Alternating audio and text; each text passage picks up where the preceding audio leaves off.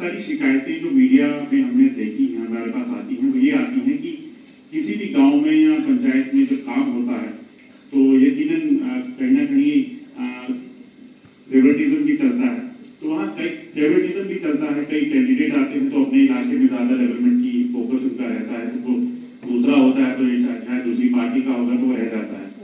ऐसे केसेस में कैसे इंश्योर किया जाएगा कि ऐसे लोगों को ऐसे इलाकों में, गांव में या जहाँ पे भी है, वहाँ पे प्रॉपरली हर जो शख्स है या हर इलाका है उसको डेवलप करने की जो एश्योरेंस होगी कि पैसा प्रॉपरली लग सके। दूसरा टूरिज्म से रिलेटेड है, जितने भी जम्मू प्रोविंस की बात करें जहाँ पे भी टूरिस्ट डेस्टिनेशन है, चाहे मानसर है, शिवखोड़ी है या और कई ऐसी जो अभी अनएक्सप्लोर्ड भी है, वहाँ दिक्कत ये आती है जो टूरिस्ट कहते हैं हम चले तो जाते हैं मगर वहाँ पे फैसिलिटीज की अगर बात की जाए, रात को रुकना हो तो डर लगता है कि रात को रुकेंगे तो कैसे जाएंगे। जैसे सिंथन टॉप का इलाका है, भदरवा का है, कई बार अगर सर्दियों में कोई टूरिस्ट जाता है तो कहता है वहाँ पूरी रात लाइट बंद रहती है तो डर लगता है।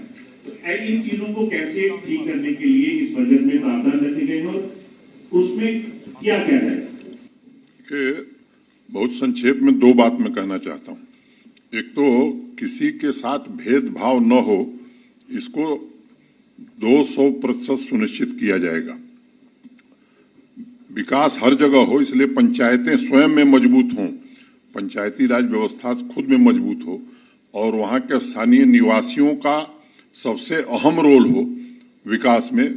कौन से काम होने हैं, बैक टू विलेज में भी हम लोगों ने बार बार यही कहा था कि जो विजिटिंग ऑफिसर्स जा रहे हैं वो काम नहीं तय करेंगे, काम तय करेंगे वहां के लोग, जो उनकी आवश्यकता है उस हिसाब से काम हो। हाँ, एक बात जरूर सुनिश्चित की गई है कि बिना काम हुए भुगतान नहीं होगा, कागज पर भुगतान नहीं होगा और ट्रेजरी बिल तभी लेगी जब टेंडर हो जाएगा, वर्क सैंक्शन होगा और वो टैगिंग उसकी हो जाएगी, तभी ट्रेजरी बिल होगी। तो इससे कुछ लोगों को दिक्कत है, उनकी दिक्कत रहेगी आगे, मैं समझ सकता हूं, लेकिन विकास सर्वांगीण हो, हर जगह का हो, इसलिए मैंने आपसे कहा कि हर पंचायत में कम से कम 1 करोड़ रुपए जाएगा। डीडीसी को जो पैसा दिया है वो चुने हुए प्रतिनिधि हैं, जिम्मेदार लोग हैं, उन पर हमको भरोसा है, वो चुन करके आपस में बैठक तय करके अपने इलाके की आवश्यकताओं को पूरा करें। वैसे ही बीडीसी के चेयरमैन के साथ साथ बीडीसी के मेंबर हैं, तो वो भी बैठक में तय करें कि किस इलाके में काम करना है, तो मुझे लगता है कि ये सुनिश्चित होगा। दूसरा जो बात टूरिज्म वाली आपने कही, अब जो लिगेसी हमको मिली है वो एक दिन में मैं नहीं बदल सकता, वो हमारी लिगेसी है और ये मैं कह सकता हूं कि जम्मू संभाग में भी पर्यटन की असीम संभावनाएं और वो जल्दी से जल्दी विकसित हो उसकी कोशिश जरूर की जाएगी। और मैंने संकेत में पहले ही कहा था कि जो बजट है उसका ठीक से सदुपयोग होगा। आपने कुछ बातें सही कही हैं, मैं भी गया हूं उन इलाकों में, वहां अभी और सुविधाएं बढ़ाने की जरूरत है और वो कोशिश की जाएगी। जी, सुनील भट्ट आज तक से उपाध्यपाल जी सर, जानना चाहता हूँ। सुनील भट्ट आज तक से सर, पिछली बार भी जब आपने प्रेस वार्ता की थी तो मैंने प्रश्न उठाया था, उसमें एक एडिशन मैं आपको करना चाहता हूँ इस समय।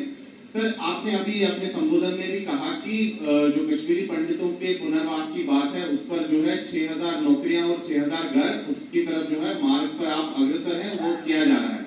लेकिन राज्यपाल जी, जो राहत विभाग का जो ऑर्डर है इसके रिलेटेड जो इसके संबंध में, उसमें साफ तौर पर लिखा गया है कि जिन लोगों को ये एकोमोडेशन कश्मीर घाटी में दी जाएगी इस राहत जो पुनर्वास जो पैकेज है इसके तहत, वो घर उनको वापस करने होंगे जब वो रिटायर हो जाएंगे, ये सारे मुलाजिम 6000 मुलाजिम।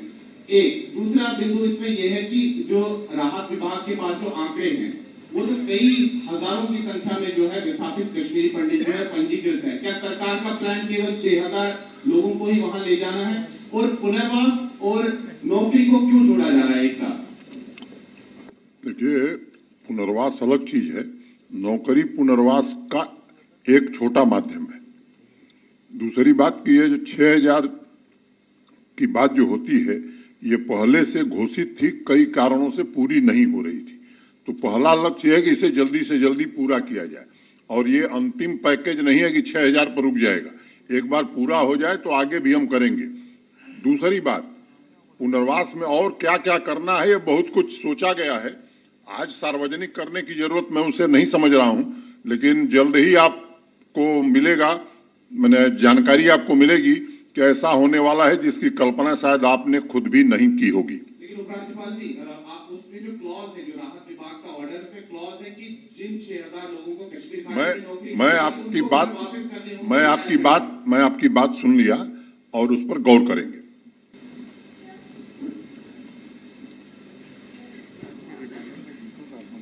राजपाल जी, मैं राजेंद्र हूँ देखभाल चैनल से।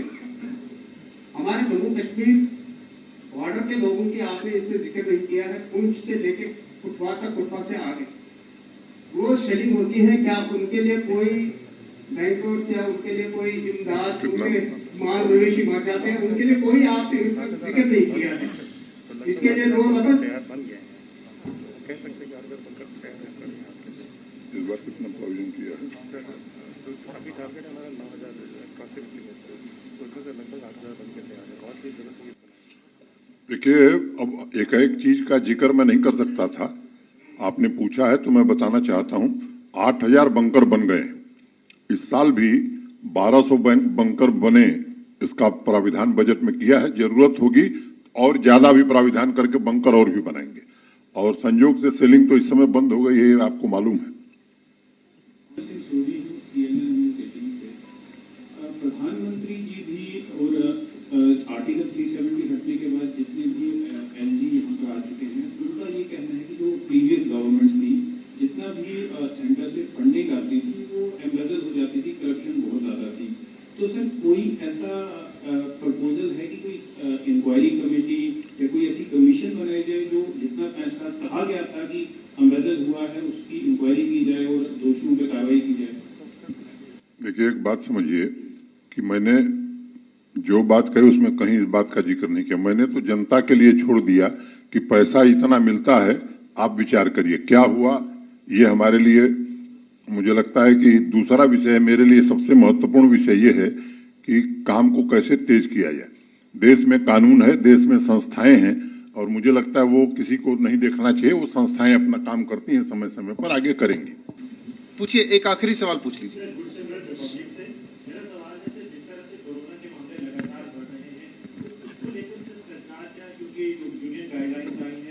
लॉकडाउन की बात की गई है, क्या जिन इलाकों में केस बढ़ेंगे लॉकडाउन किया जा रहा है? क्योंकि पिछले एक हफ्ते में जो नंबर्स आए हैं वो ऑलमोस्ट ट्रिपल नंबर्स हैं जो 2021 में देखे गए थे। तो कितनी स्थिति जो है वो चिंताजनक है? मुझे लगता है कि अभी आप चिंता मत करिए, पूरी तरह से हम लोग सतर्क हैं और अब तो सबको क्या करना है ये मालूम हो गया है। पिछले 12-13 महीने के अनुभव ने हम सबको सिखा दिया है। कोशिश करके उन अनुभवों का लाभ उठाते हुए हम स्वयं भी सावधानी बरतें, अपने संबंधित लोगों को भी सावधान रहने की कोशिश करें। कॉन्टैक्ट ट्रेसिंग, ट्रैकिंग, ये सब जो काम था, जहां संख्या ज्यादा है वहां ये काम हम करेंगे और वैक्सीनेशन की स्पीड और बढ़ जाए ताकि अधिक से अधिक लोगों को वैक्सीनेशन लगे, जिससे स्थिति नियंत्रण में हो सके, उसकी कोशिश की जाएगी। और आपका सहयोग उसमें मैंने पहले ही कहा कि बड़ा अनिवार्य है। सर एक आखिरी सवाल, सर एक आखिरी सवाल, सर आपके सामने बिल्कुल। Thank you friends. सर एक I think Rohit Kansal ji, एक आखिरी सवाल sir, I been waiting sir. Sir एक आखिरी सवाल, though it is not related to the budget but it related to the finance. मैंने पहले ही फाइनेंस से सर, पैसों से ही रिलेटेड है सर ये सवाल हो चुके बहुत सारे। सर सवाल ये है कि जब भी कभी सरकार किसी भी चीज पे एक्शन लेती है तो कहा जाता है कि agencies are going for the political witch hunt. एक बड़े ही चौंकाने वाले चीजें सामने आई हैं। देखा गया है कि former chief minister Mehbooba Mufti के जो क्लोज एड रहे हैं वही तो रहमान पर्रा 5 करोड़ हुर्रियत कॉन्फ्रेंस वालों को दे रहे थे to stoke trouble in Kashmir valley. 10 lakh रुपया लश्कर तोयबा को दिया गया था। तो आपको क्या लगता है कि इस में क्या कहना चाहेंगे? क्योंकि जब ये लोग अक्सर सरकार पे आरोप लगाते हैं कि ये विच हंट है, पॉलिटिकल वेंडेटा है, तो क्या कहना चाहेंगे आप इन लोगों को? क्योंकि इन्होंने पिछले कई वर्षों से यूथ को वर्गलाया है। How they had been trying to influence them to the gun culture. What is the message to the youth and what is the message to these political party leaders? मुझे लगता है कि आपके सवाल का जवाब मैंने पहले ही दे दिया था संकेत में कि देश में संस्थाएं हैं, इसके लिए इंस्टीट्यूशंस बने हैं, वो ईमानदारी से अपना काम करते हैं। हम सब लोगों को देखना चाहिए कि उनका काम कैसा हो रहा है और मुझे लगता है कि पहले ही मैंने कहा कि वो अंजाम तक पहुंचेंगे। तो संस्थाएं अपना काम करें, उनको करने दिए या स्वतंत्रता पूर्वक। मैं समझता हूं सब ठीक होगा और आप जो चाहते हैं शायद वही होगा। Thank you. Thank you friends.